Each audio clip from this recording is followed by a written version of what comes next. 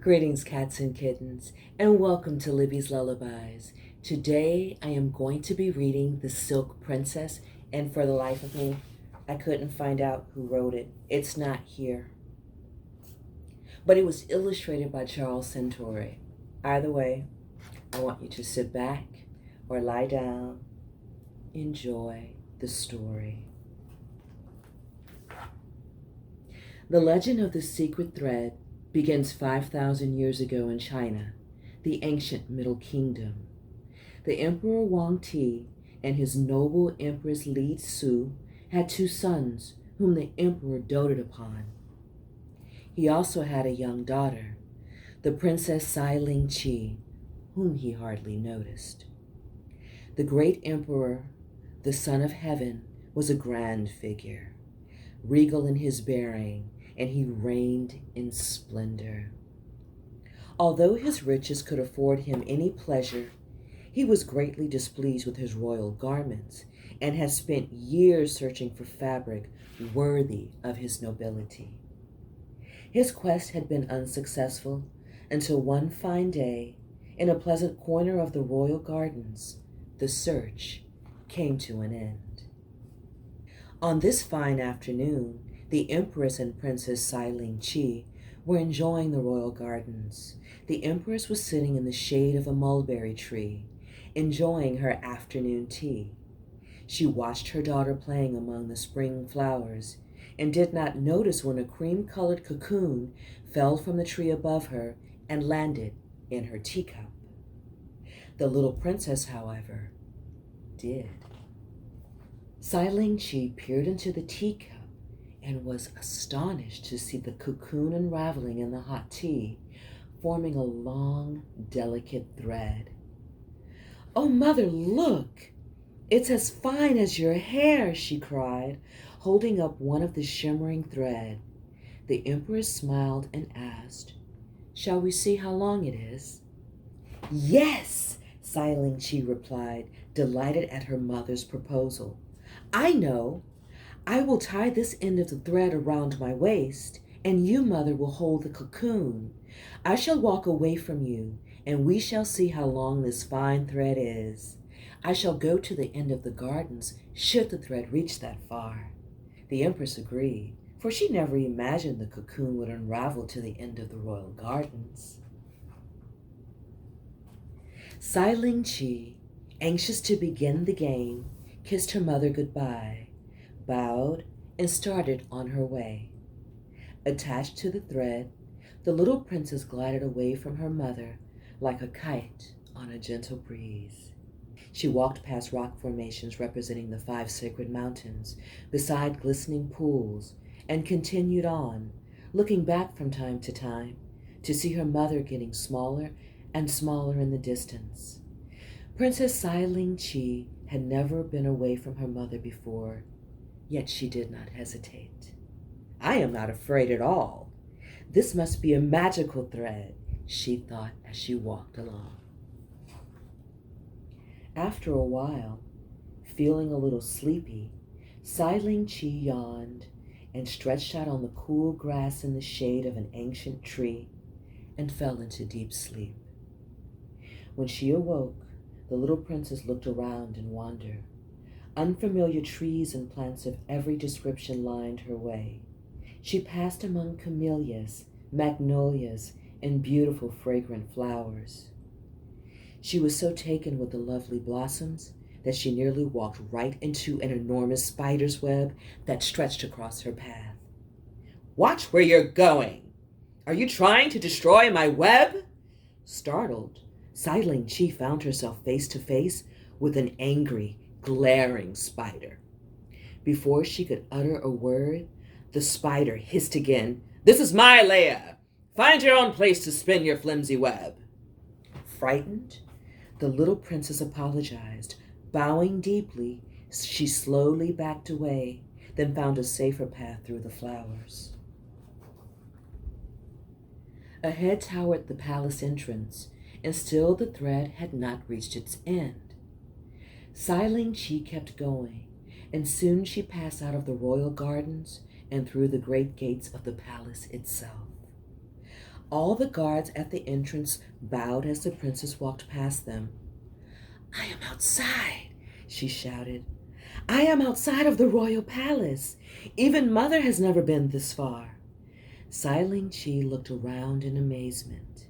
In the distance, she saw the 5 sacred mountains rising into the clouds. As she walked along the wide road leading away from the palace, from time to time the little princess would touch the shiny thread that tied her to her mother. "This is truly an adventure," she thought to herself. "I have heard wondrous stories at court about the world beyond the palace. Some say there is even a terrible dragon that sleeps under the bridge leading to the 5 sacred mountains. It is said that to cross the bridge, one must be careful not to wake him, for he can hear the faintest footfall.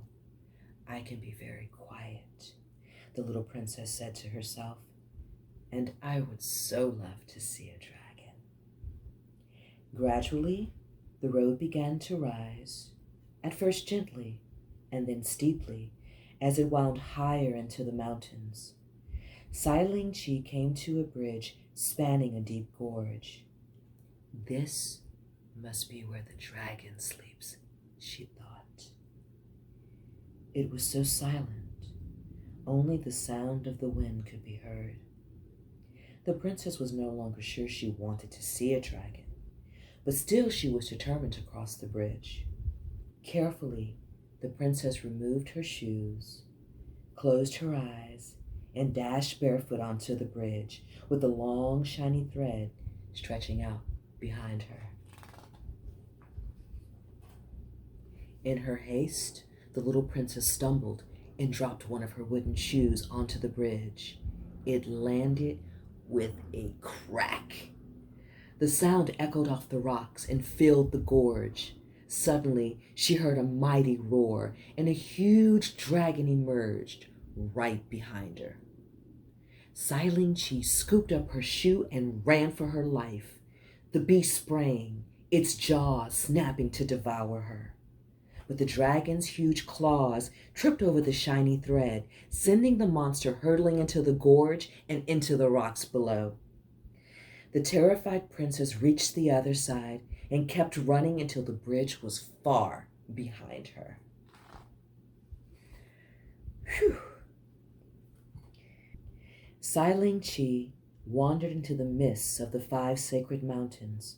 She was exhausted from her ordeal and the long climb, and also she was hungry. Darkness was falling, and the little princess decided that she had gone as far as she could go. When she turned to use the thread to guide her home, she saw that it was broken. Now she was lost. The little princess had been searching for the lost thread for hours when she came upon a small hut of bamboo and thatch. She peered inside and saw a very old man sitting at a loom beside a fire. He was weaving a fabric that shimmered and glistened in the firelight. She had never seen anything so beautiful. "I have been waiting for you," the old man said.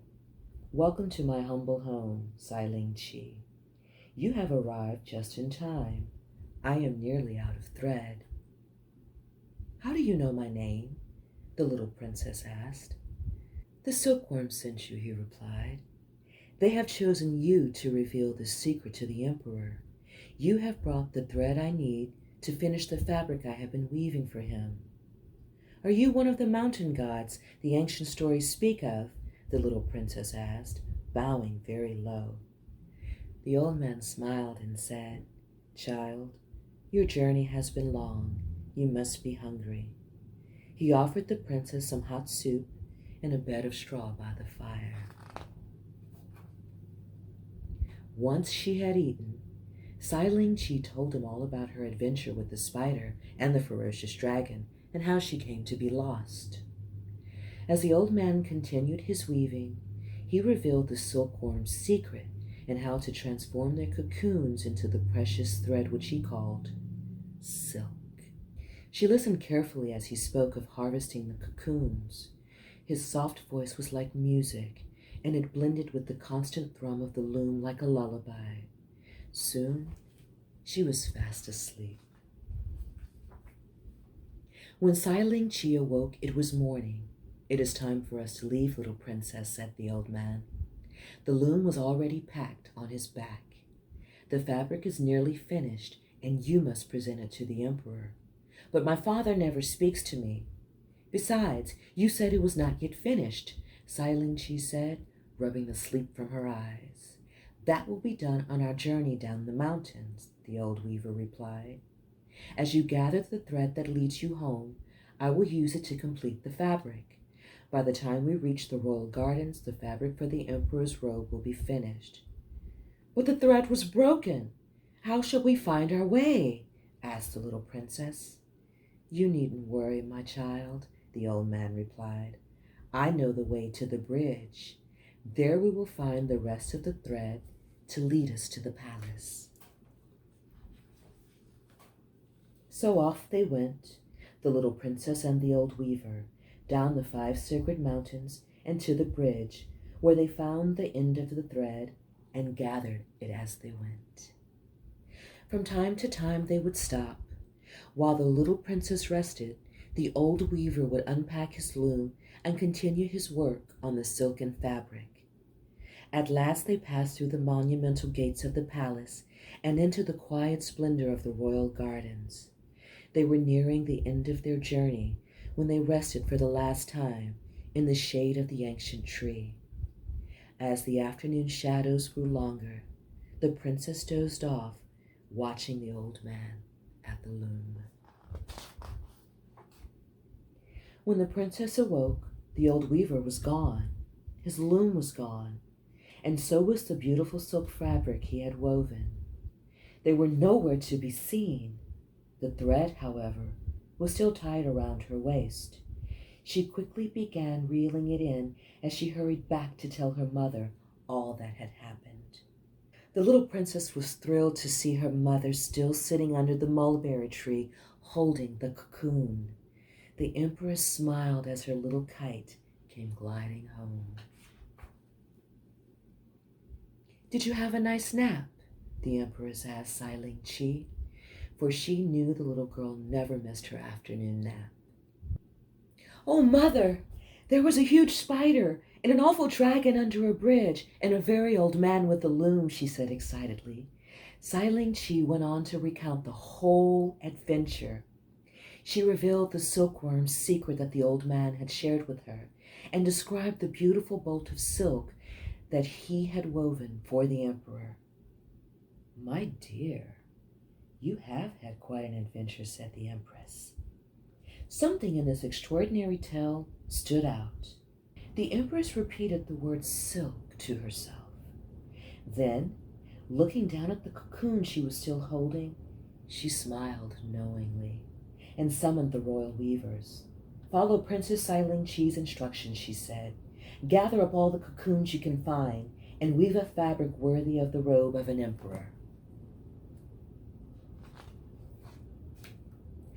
The royal weavers obeyed. They produced a truly magnificent robe as had never been seen before. The emperor, delighted with his beautiful robe, finally noticed his little girl, and he was so very pleased with her and her discovery that he proclaimed that all the finest clothes in the royal court must be made of silk. From that day forward, his daughter, the little Princess Sai Ling Chi, was known as the Silk Princess and was greatly honored throughout the land. But her wonderful, mysterious, shimmering thread, the gift of the silkworms, remained a secret, kept by her children and her children's children, and on, for 3,000 years.